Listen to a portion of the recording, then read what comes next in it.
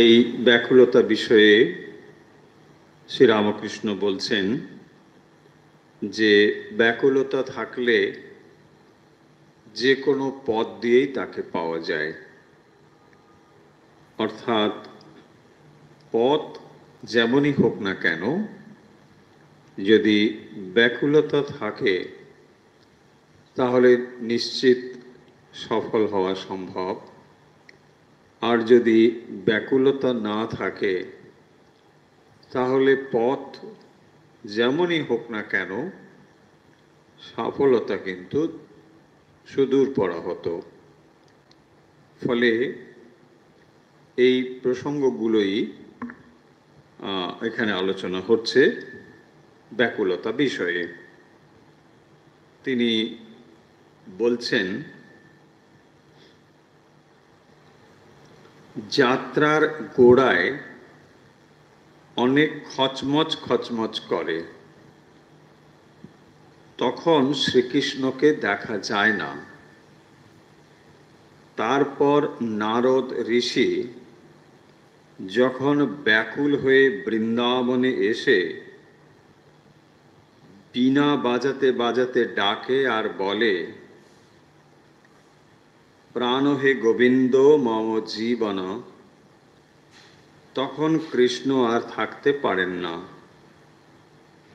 রাখালদের সঙ্গে সামনে আসেন আর বলেন, ধবলি রও, ধবলি রও।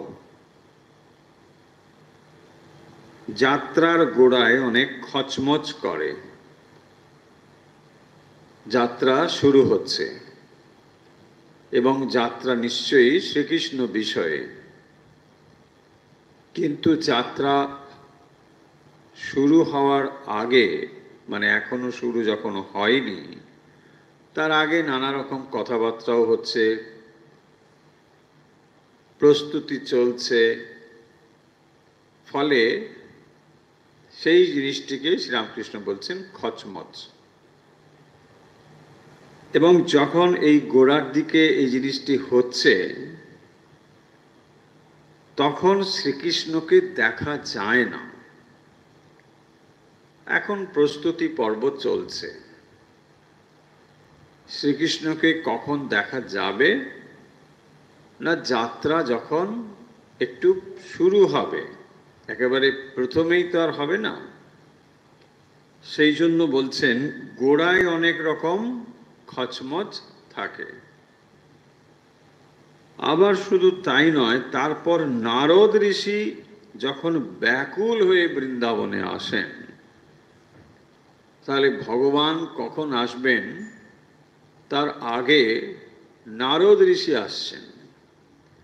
তিনি এসে ব্যাকুল হয়ে বীণা বাজাতে বাজাতে প্রবেশ করছেন, বলছেন, প্রাণ হে গোবিন্দ মম জীবন। তো যখন এইরকম হচ্ছে তারপরেই আমরা দেখতে পাবো যে কৃষ্ণ আর থাকতে পাচ্ছেন না, তিনি এসে হাজির হয়েছেন। তার মানে প্রথমের দিকে অনেক খচমচ থাকতে পারে, ভক্ত তখনও পূর্ণ ব্যাকুল হয়ে ওঠেনি। যখন পূর্ণ ব্যাকুল হয়ে উঠল তারপরে ভগবান এসে হাজির হচ্ছেন। তাই প্রসঙ্গ চলছিল ব্যাকুলতা, এখানেও সেই প্রসঙ্গেই বলছেন যে যখন নারদ এসে বীণা বাজাচ্ছেন, ভগবানকে আহ্বান করছেন, ভগবান এসে উপস্থিত হচ্ছেন, রাখালদের সঙ্গে সামনে আসেন আর বলেন, ধবলি রও, ধবলি রও। ধবলি হচ্ছে গাই। তখন ভগবান এসে হাজির হচ্ছেন।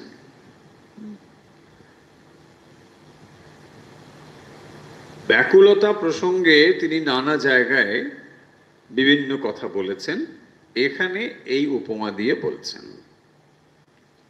তাহলে যাত্রার শুরুতে নানা রকম কথা টথা হয়, কিন্তু যখন নারদ ব্যাকুল হয়ে উঠছেন ভগবানকে দর্শনের জন্য, সে আহ্বান করছে আন্তরিকভাবে, তখন কিন্তু ভগবান আসছেন।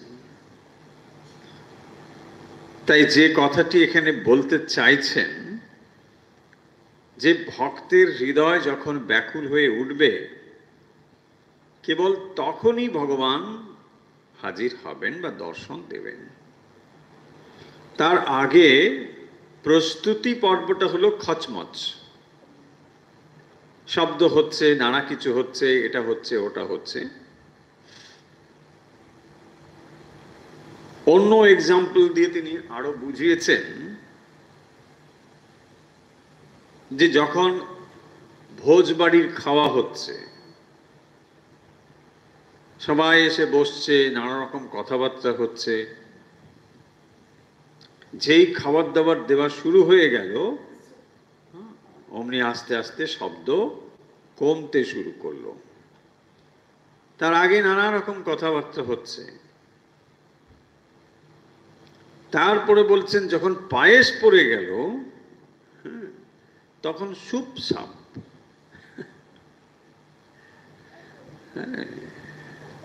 কারণ খাওয়ার এক এক রকম বিষয়ের এক এক রকম ব্যাপার আছে। চর্ব, চস্য, লেহ, পেয়, এসব নানা রকম আছে। সেই অনুযায়ী শব্দ তৈরি হবে, তাই না? যখন একটা বিরাট ধরুন শক্ত জিনিস, তার সঙ্গে যুদ্ধ করতে হবে, তো তখন আপনাকে নানা রকম ভাবে শব্দ টব্দ করে এটা করতে হবে, তাই না? এই জন্য কত রকম কথা জানা যায় না। একজন বলছেন হাড় ভাঙা পরিশ্রম। তা আমি বললাম, বাবা তাহলে তো হাড় ভাঙা পরিশ্রম একটা বাংলা শব্দ আছে বটে। বলছে ব্যাপারটা ওটা নয়, ভোজবাড়িতে যখন হাড্ডি চেবাচ্ছে, সেই যে পরিশ্রম, সেইটা হচ্ছে হাড় ভাঙা পরিশ্রম। তার কথাটা ঠিকই আছে, হাড় খাওয়া সেটা সোজা নয়, তাই না? এই যে নানা রকম শব্দ, পায়েসে যখন চলে এলো সুপসাপ, তাই না? তার মানে দেখুন এই কথার ভেতর দিয়ে কত সুন্দর ব্যাপার রয়েছে, যে যখন ভক্তের মন অন্তর্মুখী হচ্ছে না, তখন নানা রকম অভিব্যক্তি রয়েছে, শব্দগুলো তারই যেন ব্যঞ্জনা। যখন ধীরে ধীরে অন্তর্মুখী হচ্ছে ভক্ত, তখন বাইরের দিকটা কমে যাচ্ছে। কি সুন্দর, এটা বেশ মজা করে খাচ্ছে। তখন কি আর ওই প্রথমের দিকে যেরকম গল্প ছিল সেটা কি এখন আছে? এটা নেই, তাই না? প্রথমের দিকে ছিল এটা ওটা ওটা নানা রকম হচ্ছে। হাতা টাতা গুটিয়ে বসলো, বাস ভালো করে খাওয়া দাওয়া করলো, তখন প্রস্তুতিটা আছে। কিন্তু যখন খাওয়া এসে গেছে, তখন কিন্তু খাওয়ার দিকেই পূর্ণ মনটা, মানে আস্তে আস্তে অন্তর্মুখী হয়ে আসছে।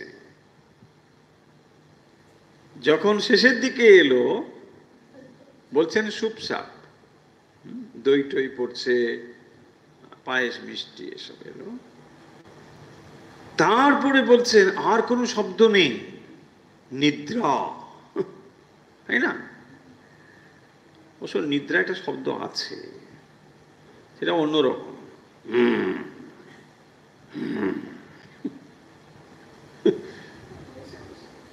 তো ফলে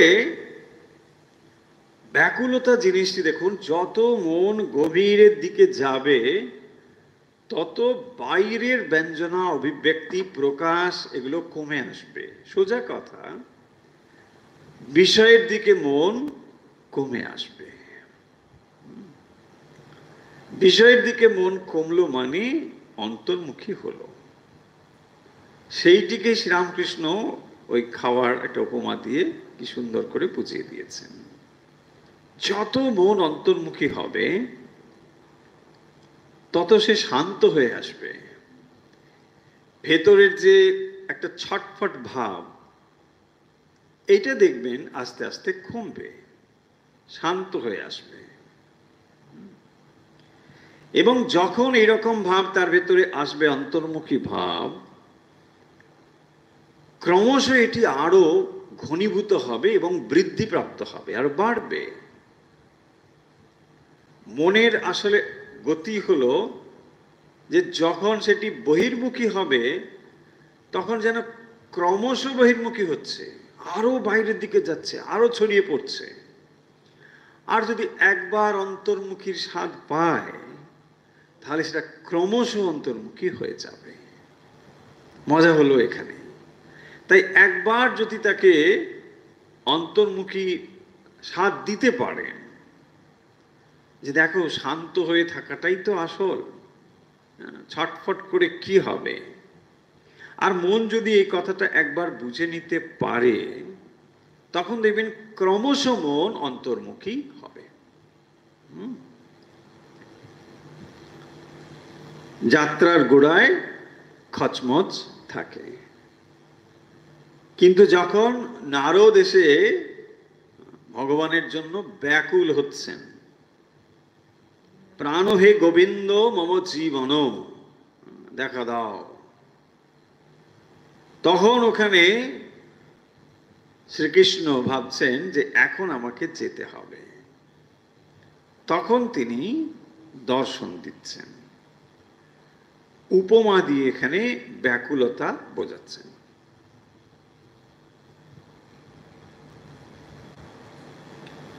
হনুমানেরও নিষ্ঠা ভক্তি, তাঁরও যে ভক্তি, ব্যাকুলতা, নিষ্ঠা হনুমানের কিরকম বলছেন। দাপর যুগে দ্বারকায় যখন আসেন, কৃষ্ণ রুক্মিণীকে বললেন, হনুমান রাম রূপ না দেখলে সন্তুষ্ট হবে না। ভগবান রামচন্দ্র যখন এসেছিলেন তখন তিনি হনুমান রূপে অবতীর্ণ হয়েছিলেন, ভক্ত ভগবানের। তাই তিনি রাম রূপ ধরে বসলেন। আসলে কৃষ্ণ তো দাপরে কৃষ্ণ। তিনি রুক্মিণীকে বোঝাচ্ছেন যে এই হনুমান একটি রূপ পছন্দ করে, সেটি হলো রাম রূপ, অন্য কোন রূপ তার পছন্দের নয়। এই যে নিষ্ঠা তার প্রতি, সেটাই বলছেন। তাই রামরূপ ধরে তিনি অবতীর্ণ হচ্ছেন, আর উনি তাকে চিনতে পারছেন।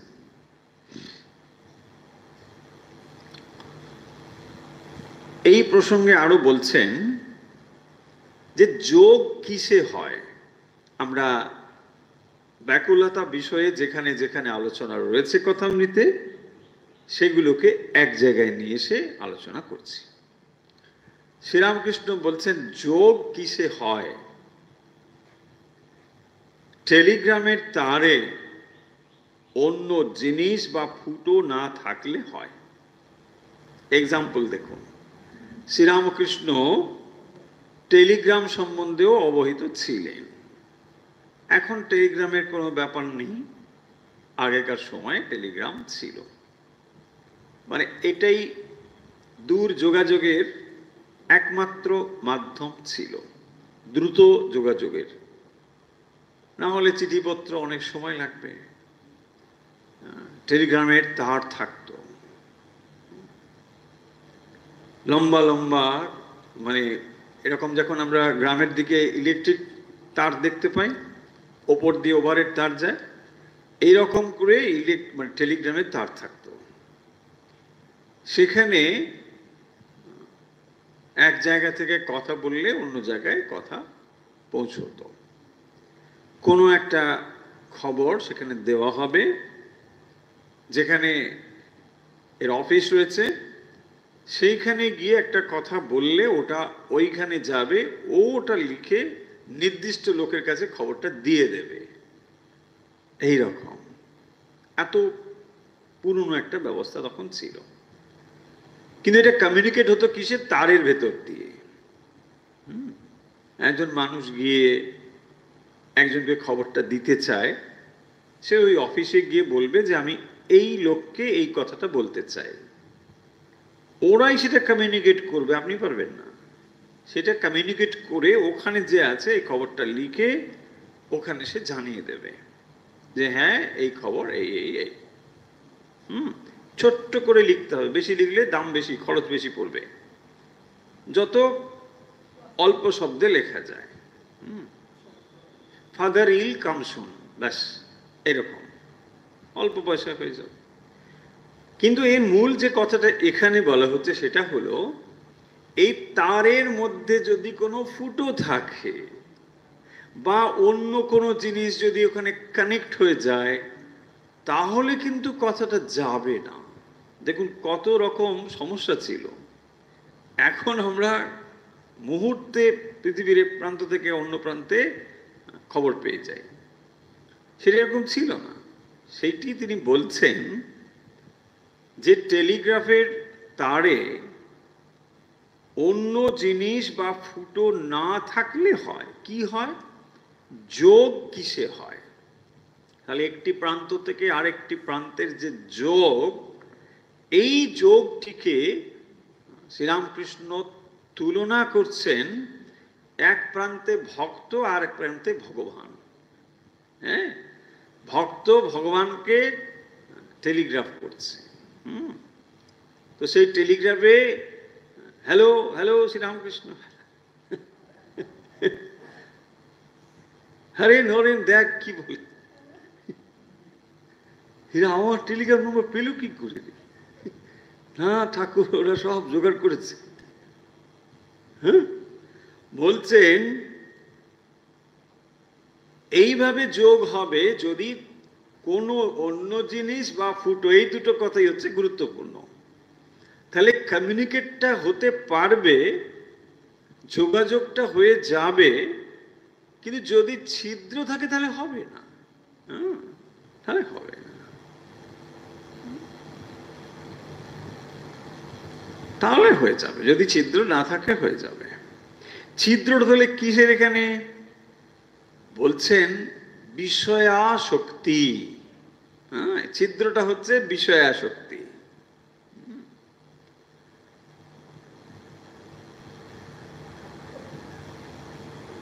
একদিকে টেলিগ্রাফের এক প্রান্ত আর অন্য প্রান্ত, এই দুটো প্রান্তের মধ্যে যোগাযোগ হয়ে যাবে, তারের মধ্য দিয়ে যোগাযোগটা যাচ্ছে। কিন্তু সেই তারের মধ্যে যদি সংযোগ বিচ্ছিন্ন থাকে, অন্য কোনো জিনিস, ওই ধরুন একটা গাছের ডাল এসে পড়ে গেল, ব্যাস তাহলে আর শুনতে পাবেন না, বাধা হয়ে গেল, শব্দ তরঙ্গটা ঠিক মতো যাবে না।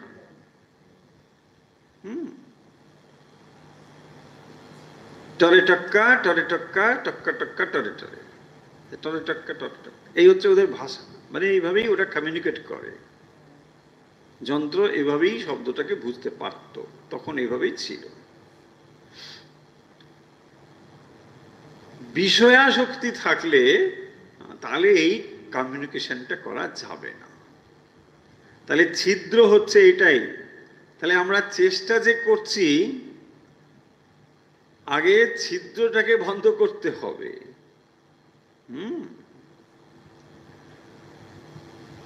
জল এক জায়গা থেকে আর এক জায়গায় নিয়ে যেতে চাইছি, কিন্তু বেরিয়ে যাচ্ছে, তাই না? শ্রীরামকৃষ্ণ কি বলছেন? বলছে চাষি যখন জমিতে জল নিয়ে যায়, ওখানে ছিদ্র, তাকে বলে ঘোগ, বলছে ওটা বন্ধ করে দেয়। হ্যাঁ, যদি আলগুলোর মাঝখানে ফুটো থাকে তাহলে জল বেরিয়ে যাবে। কিন্তু ও সারা রাত হয়তো জল মানে খেতে নিয়ে আসবার চেষ্টা করেছে, পরিশ্রম প্রচুর করেছে, কিন্তু ভোরবেলা দেখলো একটুও জল নেই। তার মানে দুটো দিকে আপনাকে সচেতন হতে হবে। একদিকে সাধন ভজন, অন্যদিকে মনের অপব্যয় যেন না হয়, তাই না? মনের যদি অপচয় হয়ে যায় তাহলে শক্তিটা বেরিয়ে যাবে। শক্তি বেরিয়ে গেলে এটা আপনি আর ভগবানের দিকে দিতে পারবেন না, কারণ শক্তি তো আপনার কাছে অফুরন্ত নয়। যে শক্তি আপনি ভগবানের দিকে দেবেন তা যদি আগেই বিষয়ের দিকে ছড়িয়ে দেন তাহলে আর ভগবানের অবশিষ্ট থাকবে কি? সোজা উপমা, আপনি এখন মোবাইল ফোনে অনেক রকম অ্যাপ ব্যবহার করেন, পাওয়ার সাপ্লাই এক জায়গা থেকে যায়। যতই অ্যাপ ব্যবহার করুন তার ব্যাটারি সিস্টেম আছে, এটাই পাওয়ার সাপ্লাই। তো পাওয়ার সাপ্লাই যদি আপনি অন্য একটা কোনো অ্যাপ ব্যবহার করে সব অ্যাডজাস্ট করে দেন, শেষ হয়ে যায়, তাহলে আপনার কাঙ্ক্ষিত অ্যাপটা খুলবেন কি করে? বলছে এখানে দেখাচ্ছে পাওয়ার লো, ব্যাটারি লো। হ্যাঁ, শুয়ে পড়ো। কেন ব্যাটারি লো? তাই না? মন অন্য জায়গায় যখন অধিক পরিমাণে দিয়ে ফেলেছি তখন ব্যাটারি এক্সস্টেড, হয় না? ভাল লাগে না, মুড নেই, তাই না? এই ওয়াই ভাল লাগে না, মুড নেই কেন? ব্যাটারি লো, ব্যাটারি। এবং একই রকম ব্যাপার, মন যখন আপনি নানা জায়গায় বিক্ষিপ্তভাবে ছড়িয়ে দিয়েছেন তখন আর সেই মনটা ভগবানের দেবার মতো অবশিষ্ট আর নেই। তখন আর ভালো লাগছে না, কোনো রকম করে নম নম করে বাস ঠাকুর তুমি একটু ক্ষমা ঘেন্না করে নাও, বাস। রোজই একই রকম ডিউ স্লিপ যাচ্ছে। বলছে একদিন তোকে ক্ষমা করলাম, বলছে তোমার কাজই তো ক্ষমা করা প্রভু, তুমি ক্ষমাই করছো, তাই না? আমার রোজই এরকম হবে, কি করব? তোমার নামই তো, তুমি ক্ষমাশীল, দয়াশীল প্রভু, তুমি ক্ষমাই করে যাও প্রত্যেক দিন। আর আমি প্রত্যেক দিন এই কাণ্ডই করেছে। কেন এটা হচ্ছে? এই ছিদ্র ফুটো কেন না ড্রেনেজ হয়ে যাচ্ছে, এনার্জিটা বেরিয়ে যাচ্ছে। সেই জন্যে খুব সাবধান হতে হয়। ভাববেন না জপ ধ্যান করা খুব একটা সহজ কাজ। ধীরে ধীরে মনকে নত করে আনতে হয়, প্রস্তুত করতে হয় সাধন ভজনের জন্য।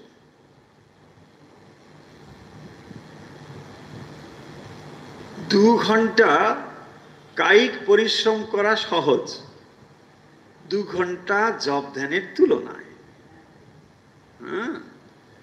এক আসনে বসে মনকে স্থির করে 2 ঘন্টা ভগবানের নাম করা অনেক বেশি কঠিন। তার থেকে যদি বলা হয় যে 2 ঘন্টা তুমি কায়িক কোনো পরিশ্রম করো, এটা সহজ। হ্যাঁ হ্যাঁ, ওইটাই ওইটাই ওইটাই ঠিক আছে, ওইটাই বলো, ওইটাই আছে, তাই না?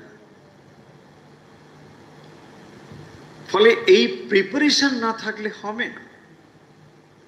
তাহলে দেখুন, দুটো দিকে আমাদের মন দিতে হবে, সাধন ভজন এবং এই যে অপচয়, এদিকেও মন দিতে হবে। তা নাহলে সাধন ভজনের উন্নতি বুঝতে পারবো না।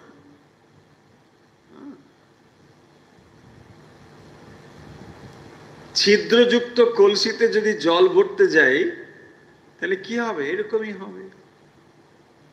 জল ভরছি কিন্তু সব জল পথেই শেষ, তাই না? সেই জন্য এখানে এই কথা বলছেন, কোনো কামনা বাসনা রাখতে নেই।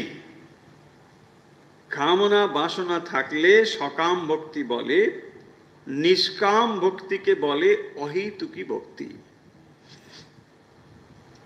তুমি ভালোবাসো আর নাই বাসো, তবু তোমাকে ভালোবাসি, এর নাম অহেতুকী। তুমি ভালোবাসো আর নাই বাসো, তার মানে যাকে ভালোবাসছি তার মনোভাব আমি বুঝতে পারছি না, তিনি আদৌ ভালোবাসেন কিনা এটা আমার অজ্ঞাত। দেখুন, তিনি যদি ভালোবাসেন আর আমিও যদি বাসি, এটা বাহাদুরি কিছু নেই, এটা স্বাভাবিক। একজন আপনাকে ভালোবাসলে আপনি তাকে প্রতি ভালোবাসা দেখাবেন, এটা খুব স্বাভাবিক। মানুষ তো দূরের কথা, পশু পাখিও তাই হয়। আমি একটা পশু পাখিকেও যদি আদর যত্ন করেন, সে নিশ্চয়ই দেখবেন আপনার প্রতি একটা শ্রদ্ধা ভালোবাসা যাই তৈরি হবে। কিন্তু উল্টো এখানে আপনি ভালোবাসেন, ওখান থেকে কোনো রেসপন্স পাচ্ছেন না, সেটিকেই বলছেন অহেতুকি ভালোবাসা। হেতু মানে কারণ, অহেতুকি মানে কোনো কারণ নেই, কোনো রেসপন্স নেই। রেসপন্স আসবে, কিন্তু সেই অবস্থা পর্যন্ত ধৈর্য ধরে এগোতে হবে। তার মানে ভালোবাসাটা এত দৃঢ় হবে যে তুমি কোনো রেসপন্স করো বা না করো, তুমি আমাকে মেরে ফেলো অথবা সিংহাসনে বসাও, যা খুশি করো, তোমার প্রতি আমার ভালোবাসার কোনো পরিবর্তন হবে না। এটা কি সোজা জিনিস? মোটেই সোজা নয়, অত্যন্ত কঠিন। কিন্তু এর ভেতর দিয়েই ভক্তকে অগ্রসর হতে হবে। সত্যি সত্যি যদি সে ভালোবাসা পেতে চায় ভগবানের, এভাবেই তাকে যেতে হবে।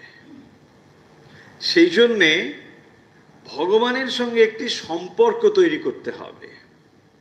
সেটি হতে পারে প্রভু, হতে পারে পিতা, হতে পারে মাতা, হতে পারে এই রকম কোনো ফর্মাল রিলেশনও নয়।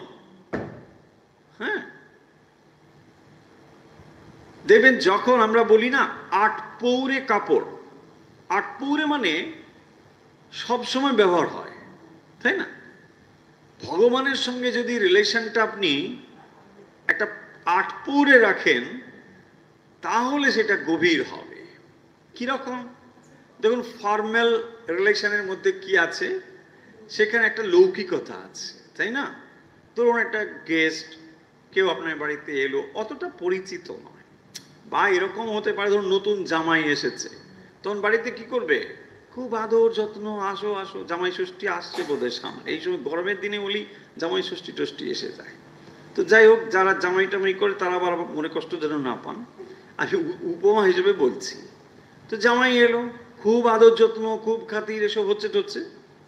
কিন্তু জামাই যখন পুরনো হয়ে গেল, তখন কি বলবে? হ্যাঁ যাও বাবা, ওইখান থেকে একটু দোকান থেকে এটা কিনে নিয়ে আসো, তাই না?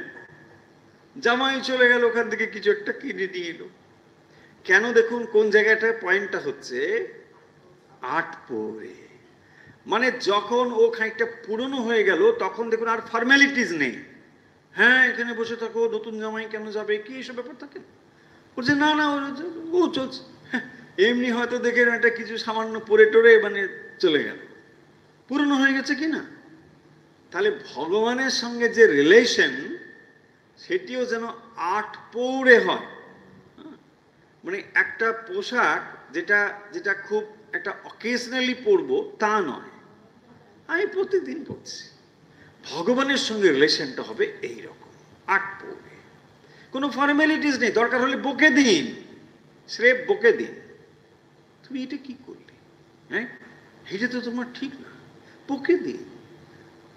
কারণ ভগবান আপনার বকা সহ্য করতে পারে, অন্য কেউ পারবে না, অন্য কেউ পারবে না। যা আপনার মনের ভাব, আপনি ঘরের ঠাকুর ঘরে দরজা বন্ধ করে ভগবানকে যত খুশি বলে দিন। এই হলো আট পৌরের রিলেশন। তাই ভগবানের সঙ্গে একটা সম্পর্ক তৈরি করতে হবে নিবিড়ভাবে, যা আপনি সব তাকে বলতে পারেন, সব শেয়ার করতে পারেন, এইভাবেই চলবে। প্রতি মুহূর্ত তার সঙ্গে আপনি কানেক্ট থাকবেন।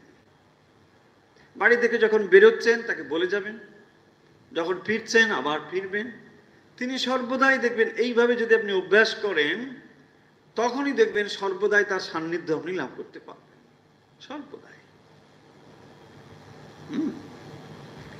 আপনাদের অনেকবার অনেক প্রসঙ্গে ব্রাদার লরেন্সের গল্প বলেছি আপনাদের। একজন ধর্মযাজক ছিলেন, কিন্তু তিনি আসলে একটা মনেস্ট্রিতে রান্না বান্না এইসব কাজ করতেন প্রথমের দিকে, কিন্তু ওই কাজের দ্বারাই তিনি ঈশ্বর সান্নিধ্য লাভ করেছিলেন, ব্রাদার লরেন্স। আপনি সার্চ করলে পেয়ে যাবেন, ইউটিউব সব, গুগল টুগুলে সব জায়গায় রয়েছে। তার জীবনটা হচ্ছে এরকম যে তিনি সর্বদাই কি করতেন, যা করতেন, কখন কিচেনে রান্না করছেন, ডিশ ওয়াশ করছেন, যা কিছু, সব সময় ভগবানের সান্নিধ্য। এবং এটা প্রথমের দিকে ইমাজিনেশনই ছিল, কল্পনাই ছিল। ধীরে ধীরে তিনি এটাই উপলব্ধি করলেন যে সত্যি ভগবান তার সঙ্গে রয়েছে। সো এটা হলো একটা প্র্যাকটিস। প্রত্যেকটা মোমেন্ট আপনি ভগবানের জন্য শেয়ার করছেন। আপনি কি করেন, যখন মার্কেটিং এ যাচ্ছেন বা কোথাও যাচ্ছেন, বাড়িতে যে আছে তার জন্য একটা কিছু কিনে নিয়ে যাচ্ছেন, সেটা চকলেটই হোক বা যা কিছু হোক, একই রকম কাজ ভগবানের জন্য করুন। তাহলে কি হবে, প্রতি মুহূর্তেই আপনি তার স্মরণ করতে পারবেন। আপনাকে বেশি দাম দিয়ে খুব দামি গিফট কিনতে হবে তা নয়, একটা লজেন্সই কিনে নিয়ে এসে, তোমার কথা কিন্তু আমার মনে ছিল, আমি একটা লজেন্স কিনে এনেছি, খাও, এটাই খাও, তাই না, এটাই খাও। আমি না দেখলে তোমাকে কে দেখবে? দেখুন, ভক্ত ভগবানকে তার অধীন করে ফেলে। তাকে যদি তিনি পিতাও ভাবেন, মাতাও ভাবেন, তিনি তো সেবক। ভক্ত যেন তার সেবক, তিনি মাতা অথবা পিতা যাই হোক না কেন, বা প্রভু যাই হোক না কেন, আমি না দেখলে তাকে কে দেখবে? আপনাকে দেখতে হবে। সেই জন্য ভক্ত ভগবানকে তার অধীন করে ফেলে, ভালোবাসার দ্বারাই অধীন করে ফেলে। হ্যাঁ, তিনি দেখুন এই বিশ্ব ব্রহ্মাণ্ডের অধিপতি, কিন্তু তাকে সে ওই ঠাকুর ঘরে রেখে তার নিজের এখতিয়ারভুক্ত করে ফেলেছে। সত্যি এটা করতে হবে, এটা ভুল কিছু নেই। আর এই যদি মনে করেন যে তত্ত্ব আপনাকে কোথায় নিয়ে যায়, কোথাও নিয়ে যায় না, বরং যদি এর ভেতরে ভুল থাকে, বলবো এই ভুলটা আপনি রাখুন, এটা ঠিক। দেখুন, সেই পরমেশ্বর যখন বলা হয় তিনি সর্বব্যাপী পরমেশ্বর, চৈতন্য স্বরূপ, গালগোলা শব্দ কিচ্ছু আপনার মনে দাগ কাটে না। সেই পরমেশ্বরকে যখন আপনি ঠাকুর ঘরে বসিয়ে তাকে স্নান করাচ্ছেন, মুছিয়ে দিচ্ছেন, এ করছেন, তখন কি তিনি পরমেশ্বর? একদম নয়। এই বোধ আপনার কোথায়? যদি পরমেশ্বর হয় তাহলে কি মোচাচ্ছেন? পরমেশ্বরকে আপনি মোচাবেন? আপনার মোচানোর অপেক্ষা রাখে পরমেশ্বর? ভাবুন, তা নয়। ভক্ত অধীন ভগবান, তাকে আপনি এইভাবেই করছেন যে প্রভু আমি তোমার সেবা করব, তাই না? তুমি মহান, তুমি বিশাল, আমি ধরতে পারি না, বুঝতে পারি না, কিন্তু আমি যতটুকু পারি তোমাকে আমি সেবা করব, আমার মতো করে সেবা করব। তুমি ঐশ্বর্যমান, কি তোমার ঐশ্বর্য, এসব আমার কিচ্ছু জানার নেই, আমি জানতেও চাই না, আমি তোমার সেবা করব। তো এই ভাব তার ভেতরে থাকতে হবে, তবেই সম্পর্ক বা ভালোবাসাটি গভীর হবে। কথাটা এই, তাকে ভালোবাসা, খুব ভালোবাসা হলে দর্শন হয়। দেখবেন এই কথা বারে বারে শ্রীরামকৃষ্ণ বিভিন্ন জায়গায় কথামিত্রে বলছেন। কথাটা এই, তাকে ভালোবাসা।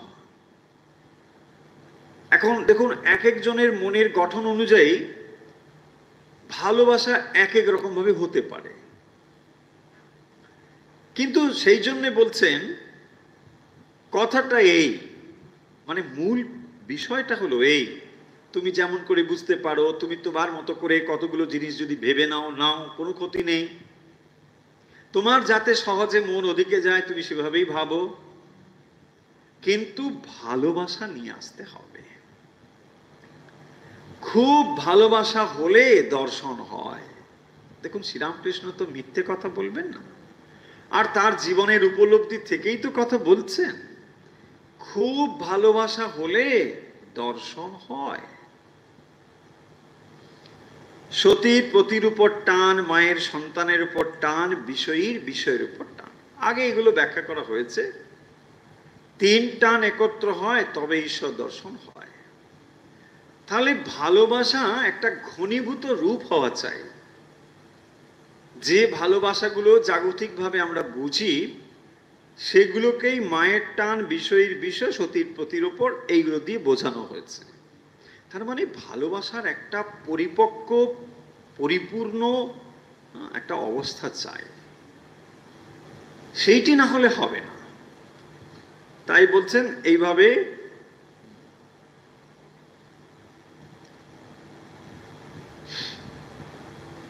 ঈশ্বর দর্শন হয়। অন্যত্র বলছেন, নারদ রামকে বললেন, রাম তুমি অযোধ্যায় বসে রইলে রাবণ বধ কেমন করে হবে?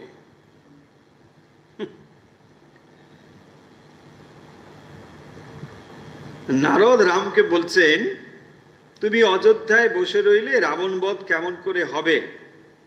আর তুমি যে সেই জন্য অবতীর্ণ হয়েছ, তুমি এখানে থাকলে তো হবে না। তোমাকে তো যা যা পরপর কাহিনী সব হবে, তারপরে সীতা দেবী যাবে, রাবণ বধ হবে, লঙ্কা, এইসব নানা কাণ্ড হবে। রাম বলছেন, নারদ সময় হোক, রাবণের কর্ম ক্ষয় হোক, তবে তার বধের উদ্যোগ করব। সময় হবে, সেই জন্যে রামচন্দ্র অপেক্ষা করছেন।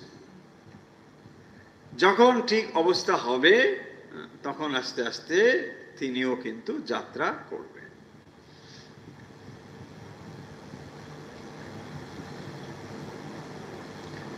এখানে ভারী সুন্দর একটি উপমা দিয়েছেন। এই উপমাটিও কিন্তু আমাদের প্রায় সকলেরই জানা। বলছেন, বালক যেমন মাকে না দেখলে দিশে হারা হয়। ছোট ছেলে যদি দেখবেন কোথাও হারিয়ে যায়, মেলা টেলা বা বড় কিছুতে যদি হারিয়ে যায়, তখন দেখবেন তার কি অবস্থাটা হয়। তাকে যদি আপনি দামি খাবার দেন, মানে ভালো কিছু গিফট দেন, কিচ্ছু সে শুনবে না, কেবল মা মা চিৎকার করবে। করে কি না? শ্রীরামকৃষ্ণ এই এক্সাম্পলটা এখানে নিয়ে এসছেন ব্যাকুলতা বোঝানোর জন্য। বলছেন, বালক যেমন মাকে না দেখলে দিশে হারা হয়। দিশে হারা, কোনো দিকেই তার আর মন নেই। চোখের সামনে যেন তার সবকিছু থেকেও কিছু নেই, এমন বোধ হয়। কত মানুষ তার কাছে আসে, কত কিছু বোঝাচ্ছে, এটা নাও ওটা নাও, কোনো কথা সে শোনে না। মন তখন একমাত্র ঈশ্বরের দিকে স্থির হয়েছে, ওইটাই বোঝাচ্ছেন। সন্দেশ মিঠাই হাতে দিয়ে ভোলাতে যাও, কিছুই চায় না, কিছুতেই ভোলে না, আর বলে না আমি মার কাছে যাব। কিচ্ছু সে নিতে চায় না। সেই রকম ঈশ্বরের জন্য ব্যাকুলতা চাই। দেখুন কি দুর্লভ জিনিস না? বিষয়ের জন্য ব্যাকুলতা আমাদের আছে, বিষয়ের জন্য ব্যাকুলতা খুবই আছে, সেটা আমরা বুঝি। বিষয়ের প্রতি ব্যাকুলতা আমরা বুঝি, কিন্তু ঈশ্বরের জন্য এমন ব্যাকুলতা অত্যন্ত দুর্লভ। সেটি বলছেন, আহা কি অবস্থা, বালক যেমন মা মা করে পাগল হয়, সে আর কিচ্ছু চায় না। তার মানে এই জগতের যত কিছু তখন তার কাছে তুচ্ছ বোধ হয়। কি করে আমি মায়ের কাছে যাব, এটাই আমাকে বলো। মায়ের কাছে নিয়ে না যাওয়া পর্যন্ত তার শান্তি নেই, চিৎকার করতে থাকে, অশান্ত অবস্থা। এইটা বোঝাচ্ছেন ব্যাকুলতা বিষয়ে। যখন ঈশ্বরের জন্য আমাদের মন এমন হবে, আর কোনো কিছু চাই না, তীব্র ব্যাকুলতা একেই বলে, তীব্র বৈরাগ্য একেই বলে, কিচ্ছু আর চায় না। ভগবানের জন্য যে ব্যাকুলতা অত্যন্ত দুর্লভ। যার সংসারে এসব সুখভোগ আলুনি লাগে, যার আর কিছু ভালো লাগে না, টাকা, মান, দেহ সুখ, ইন্দ্রিয় সুখ কিছুই ভালো লাগে না, সেই আন্তরিক মা মা করে কাতর হয়। কোনো কিছু তখন আর তার ভালো লাগছে না, একমাত্র ঈশ্বরের জন্য তার মন পূর্ণভাবে ব্যাকুল হয়। তারই জন্যে মার আবার সব কাজ ফেলে দৌড়ে আসতে হয়। যখন সে একমাত্র মায়ের জন্য চিৎকার করতে থাকে, মাও তখন তাকে দর্শন দেওয়ার জন্যে ব্যাকুল হয়, ছুটে আসে। ভগবান ভাগাভাগি পছন্দ করেন না। মানে আমি 50% ভক্ত, 50% বিষয়ী, এইটা পছন্দ করেন না। যা হবে 100% হও, তাহলেই হবে, তাই না? যখন বলো আমি 100% বিষয়ী, বলছে কোনো কথা নেই, তাই করো। আপনি যখন বিষয় পরিপূর্ণভাবে মন থেকে ত্যাগ করবেন, 100% ব্যাকুলতা হবে, ভগবান তখনই কেবল আসবেন, তার আগে আসবেন না। এখন প্রশ্ন হতে পারে যে তাহলে 100% পারফেকশন হওয়া, একটা ধরুন আমি নির্দিষ্ট পয়েন্ট ভাবলাম যে এই সময়ে গিয়ে 100% পিওর হয়ে গেল, তাহলে আগে অবধি কি হবে?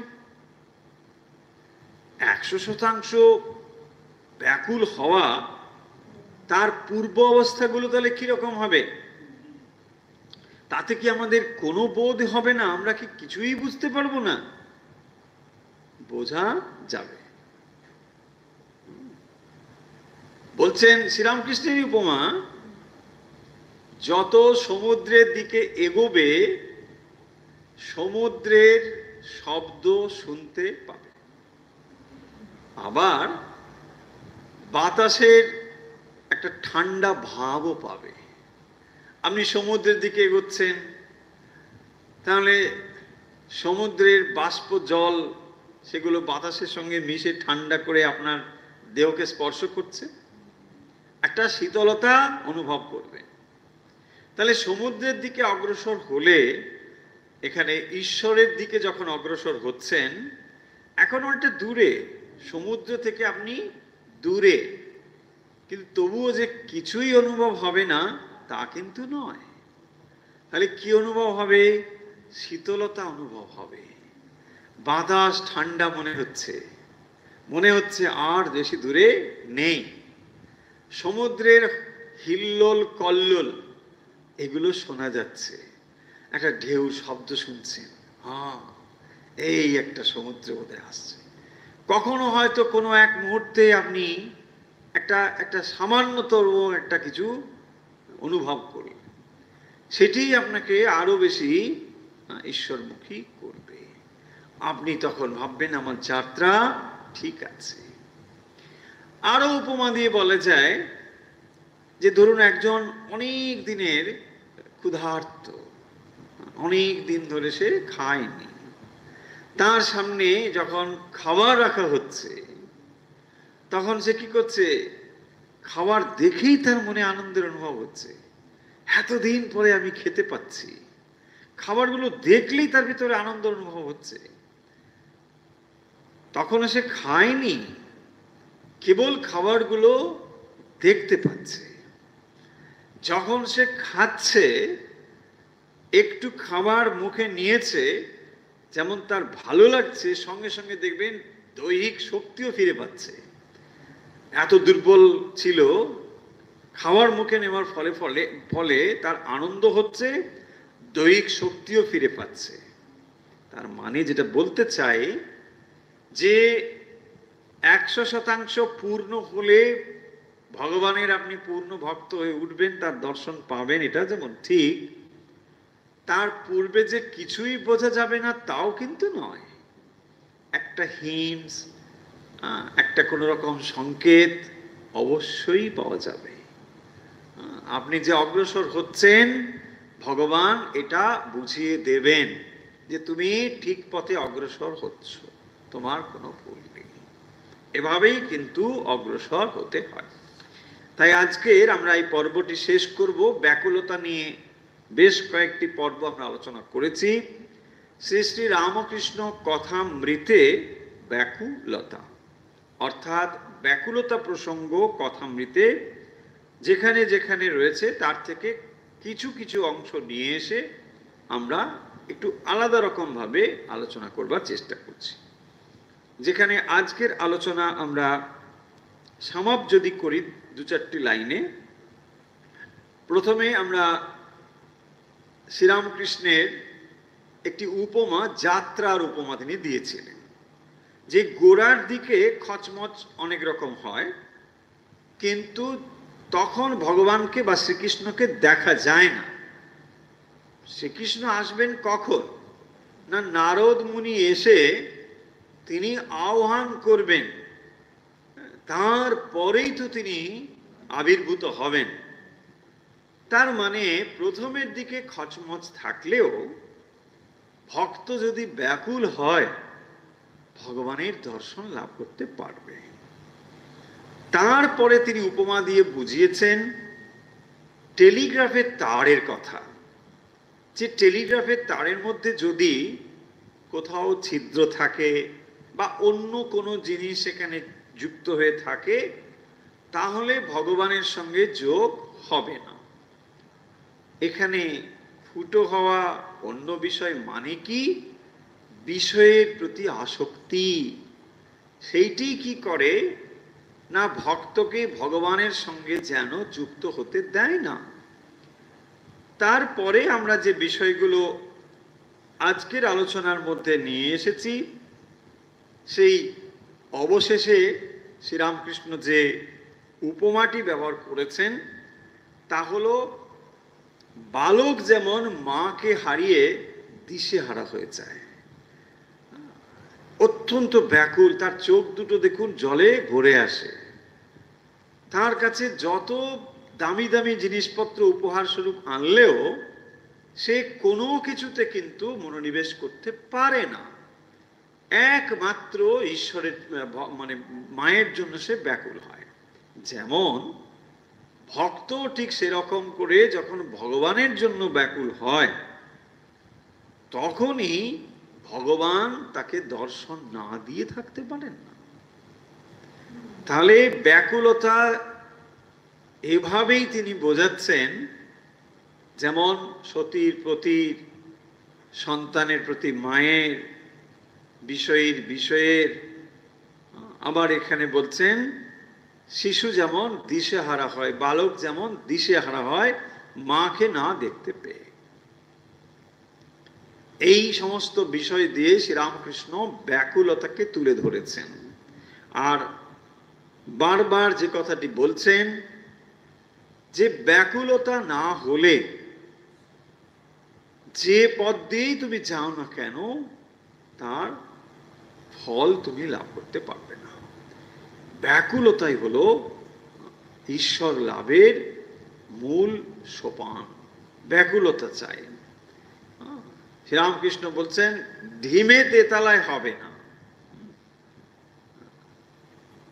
ত্রিতাল, ধিমে মানে ধীর লয়। আস্তে আস্তে করে বাজাচ্ছে, দি না দি, দি না দি, না দি, দি না। হবে না, দি না দি দিন না, দি না দি দিন না, দি না দি দিন না।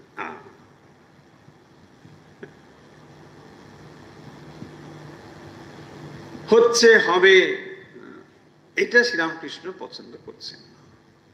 তার মানে তোমার এখনো ব্যাকুলতা নেই। আবার ব্যাকুলতাহীন ভাবে যদি যাত্রা হয়, শুধু যে গন্তব্যে পৌঁছতে পারবো না তা নয়, গন্তব্য থেকে দূরে সরে যেতেও পারি ব্যাকুলতাহীন ভাবে যদি যায়, তাই না? দেখুন, আপনি বেরোলেন একদিন, কোনো নির্দিষ্ট ঠিক গন্তব্য ঠিক নেই, বেরোচ্ছেন, এই একটু ঘুরে আস বলে বেরিয়ে পড়লেন। হঠাৎ একজন বন্ধুর সঙ্গে দেখা হলো, কোথায় যাবে? না, এমনি সেরকম কিছু নেই। আরে চল চল, আমার সঙ্গেই চল। কোথায় নিয়ে চলে গেল, তাই না?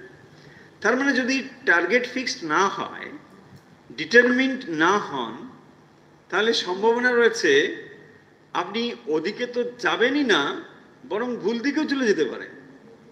কারণ একজন এমন বন্ধুর সঙ্গে দেখা হলো, সে একটু বিপরীত মনোভাব পোষণ করে। হ্যাঁ, বলছে মন্দিরে কেন যাবি, চল মলমলে যাই। বাস হয়ে গেল, মলমল বন্ধু নিয়ে চলে গেল শপিং মলে। হ্যাঁ, বাস ওখানে ঘুরে টুরে, হ্যাঁ, অনেকটা সময় কাটিয়ে চলে হয়ে গেল। ভেবেছিলেন একটু একটু ছিল মন্দির যাবেন, একটু একটু ছিল, তীব্র ব্যাপারটা ছিল না। এই হচ্ছে ভয়ঙ্কর অবস্থা। ডিটারমিন না হলে, ব্যাকুলতা না হলে, তীব্রতা না হলে, লক্ষ্য স্থির না হলে নানা রকম কিছু ঘটতে। সেই জন্যে ব্যাকুলতাকে এত গুরুত্ব দেওয়া হয়েছে। চলুন তাহলে আজকের কথা আমরা এখানে শেষ করছি।